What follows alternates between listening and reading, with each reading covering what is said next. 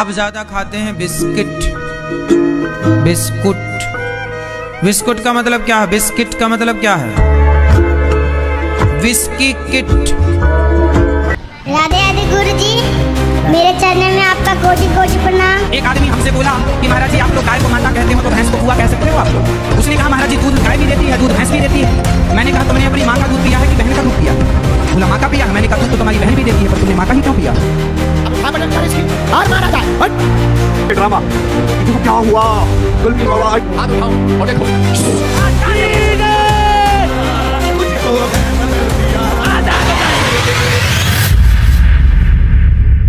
क्या आपको पता है इंडिया में सबसे ज्यादा अर्निंग जॉब कौन सी है? नहीं, मैं यहाँ किसी डॉक्टर या इंजीनियर की बात नहीं कर रही हूँ। और क्या आपको लगता है कि इन बाबाओं के पास कोई शक्ति होती है? इस टॉपिक पर हम बाद में बात करेंगे। रिलीजन, जो हर इंसान के लिए सबसे ऊपर है, कहते हुए भी बुरा लगता है कि आज धर्म किसी धंधे या जॉब से कम नहीं है। लेकिन क्यों? ऐसे लोग जो लोगों को बेवकूफ या गलत ज्ञान देकर लोगों से पैसे कमाते हैं, जिनके लिए धर्म एक पैसे कमाने का और लोगों को मैनिपुलेट करने का जरिया बन चुका है। आज हम इन बाबाओं की ट्रिक जानेंगे कि कैसे ये गरीब लोगों के इमोशंस के साथ खेलते हैं। हेलो, आई एम भूमि। ये मेरी पहली वीडियो है यूट्यूब पर, इसलिए मैं चाहती हूँ कि पहली वीडियो पर मैं आपको वैल्यूएबल और सही इन्फॉर्मेशन दूं। और आपको प्रॉमिस करती हूँ कि अगर आप ज्यादा पढ़े लिखे नहीं हैं, तो भी वीडियो के एंड तक आप खुद समझ जाओगे कि फेक और रियल बाबा में आखिर क्या डिफरेंस होता है और आखिर हम इन फ्रॉड बाबाओं को क्यों भगवान जैसे पूजने लगते हैं। तो पहले हम जान लेते हैं कि इस वीडियो में हम कौन कौन से पॉइंट को टच करेंगे। रियल बाबा और फेक बाबा में क्या अंतर होता है? फेक बाबा लोगों को कैसे और क्यों बेवकूफ बनाते हैं? फिर रिसेंटली प्रेमानंद जी महाराज और अनिरुद्ध आचार्य जी की कंट्रोवर्सी के बारे में थोड़ा डिस्कस करेंगे। और लास्ट में हम जानेंगे कि हम कैसे फ्रॉड बाबाओं के जाल से निकल सकते हैं। तो चलिए टाइम वेस्ट न करते हुए शुरू करते हैं अपने पहले पॉइंट की तरफ।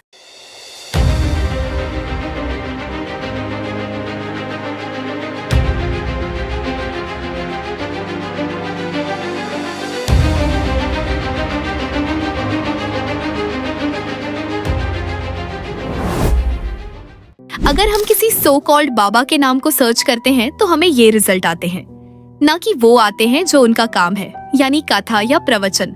और यहाँ तक कि आजकल तो ये फ्रॉड बाबा कैंसर जैसी बीमारी को भी क्योर करने की बात करते हैं।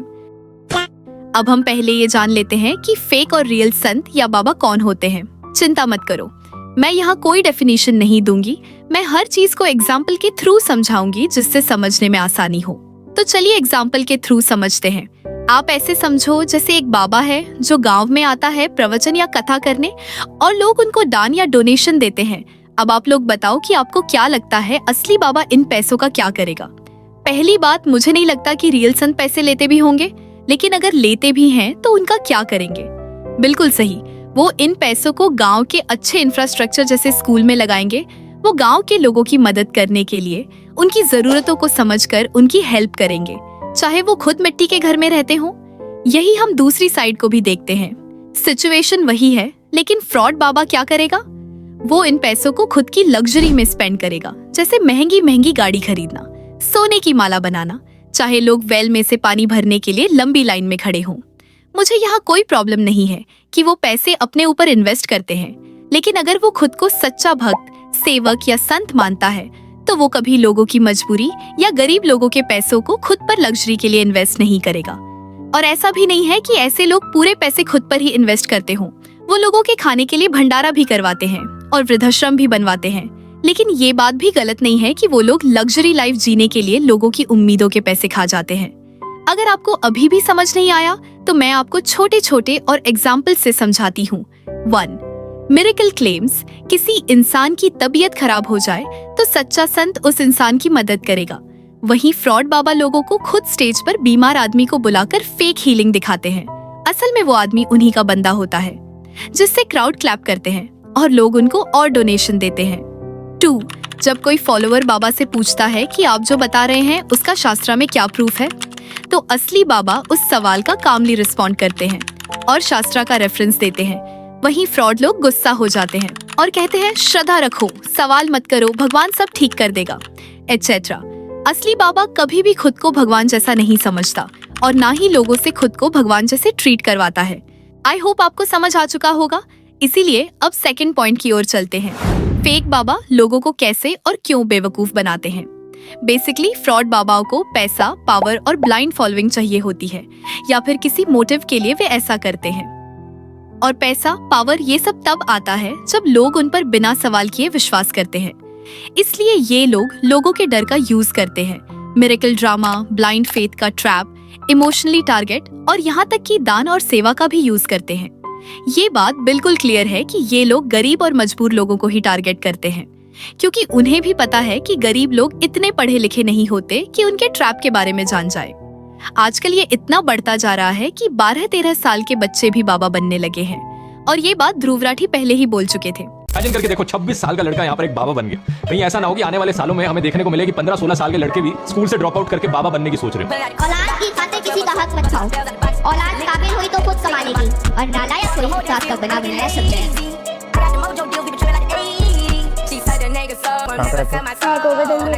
इस एज में मैं तो सैयारा मूवी चाय के साथ रोटी खाया करती थी, लेकिन आजकल के बच्चे, खैर छोड़ो।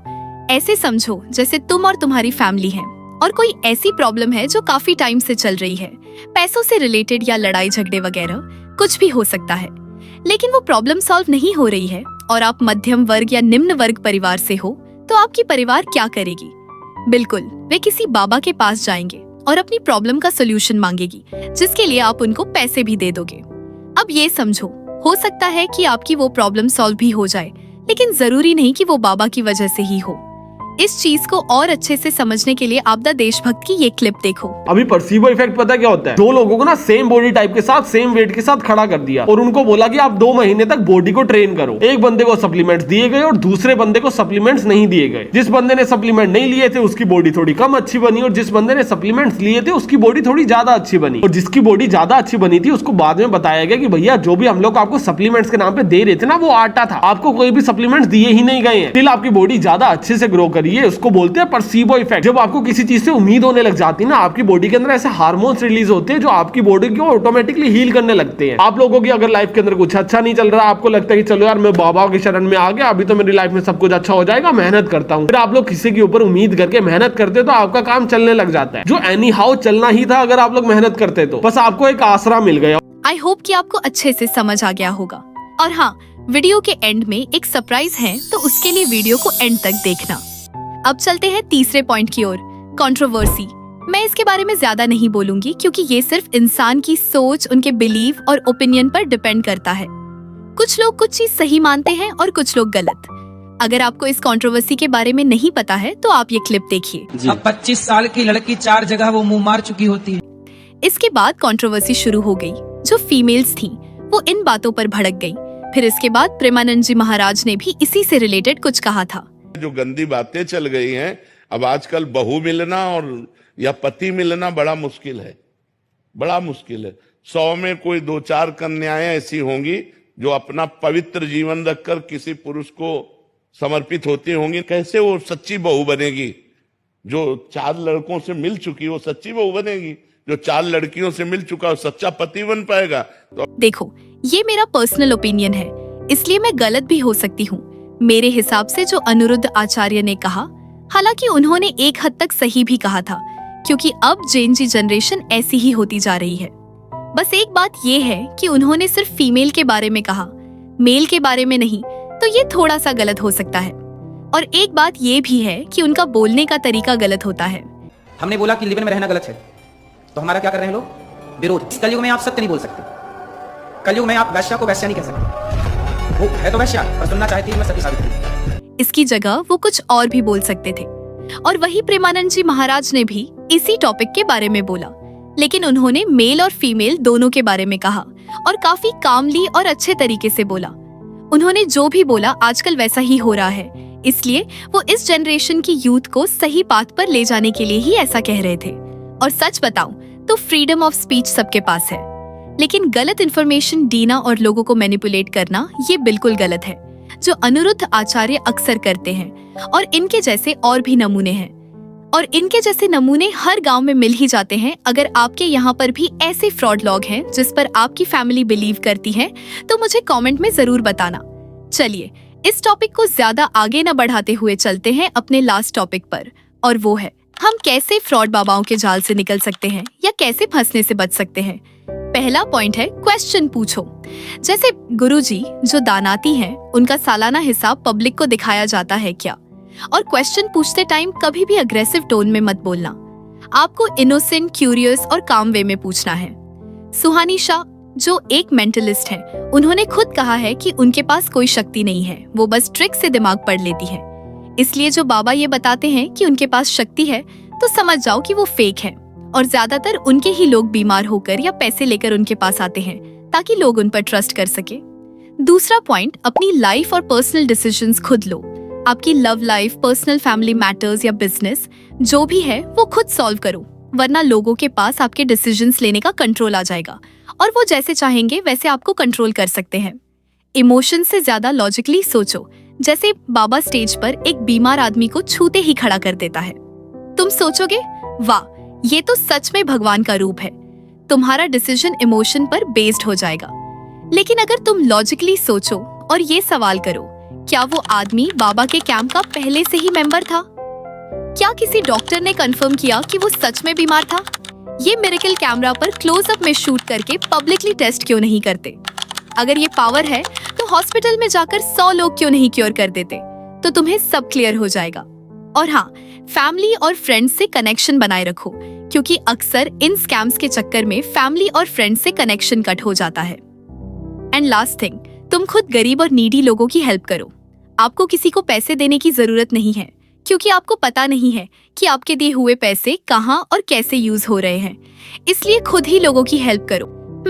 लगता है आपको मेरी पहली वीडियो ज्यादा ही अच्छी लगी है, इसलिए आपने यहाँ तक देखी। So thank you so much. और अब बात करते हैं सरप्राइज के बारे में। आपको बस हमारे चैनल को सब्सक्राइब करना है और उसके बाद कमेंट करना है। हमारे जब भी पहले 50 सब्सक्राइबर्स होंगे तो मैं उनको वीडियो में शाउट आउट दूंगी, इसीलिए देरी मत कीजिए, अभी आपके पास गोल्डन चांस है।